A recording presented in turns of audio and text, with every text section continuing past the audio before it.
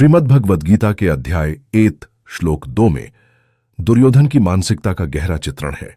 संजय, जो धृतराष्ट्र को युद्ध के हालात बताने के लिए प्रस्तुत हो रहे हैं, ने देखा कि दुर्योधन पांडवों की सुसज्जित सेना को देखकर आतंकित हैं। उनके मन में एक गहरी बेचैनी का संचार होता है जब वे पांडवों की ताकत को देखते हैं। यह दृश्य युद्ध की विभीषिका की परछाई को प्रक्षिप्त करता है, जहां न केवल सेनाएं बल्कि उनके पीछे की मनोविज्ञान भी महत्वपूर्ण होती हैं। दुर्योधन का यह व्यवहार एक राजा के रूप में उसकी जिम्मेदारियों को दर्शाता है।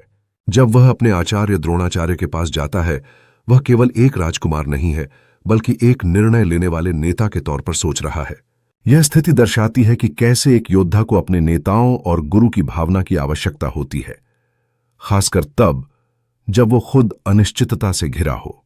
दुर्योधन की यह प्रक्रिया उसके भीतर की घबराहट को उजागर करती है, जो भविष्य के युद्ध की अनिश्चितता के बीच में खिलकर सामने आई। यह श्लोक दर्शाता है कि युद्ध केवल बाहरी संघर्ष नहीं है, बल्कि यह आंतरिक भावनाओं का भी युद्ध है। दुर्योधन की चिंता केवल शारीरिक पराजय का भय नहीं है, यह उसकी असुरक्षा और अपनी स्थिति को लेकर विचारों की जटिलता के भंवर में फंसी हुई है। यह एक महत्वपूर्ण मोड़ है, जहां दुर्योधन अपनी स्थिति को मजबूत करने की कोशिश कर रहा है, लेकिन साथ ही वह खुद को बुरी तरह से डर और शंका में भी डूबा पाता है। संजय की वर्णन शैली हमें युद्ध के मैदान के ताप को बताती है, जहां हर निर्णय, हर वचन एक नई दिशा को अंकित करने की क्षमता रखता है। दुर्योधन की आचार्य द्रोणाचार्य के पास जाने की क्रिया यह दर्शाती है कि किस प्रकार एक शासक को अपनी भावनाओं को नियंत्रित करना पड़ता है और दूसरों के मार्गदर्शन की तलाश करनी पड़ती है। यह संघर्ष दुर्योधन की अंदरूनी स्थिति को स्पष्ट करता है, जो युद्ध के शुरू होने से पहले ही उसके मन में चल रहा है।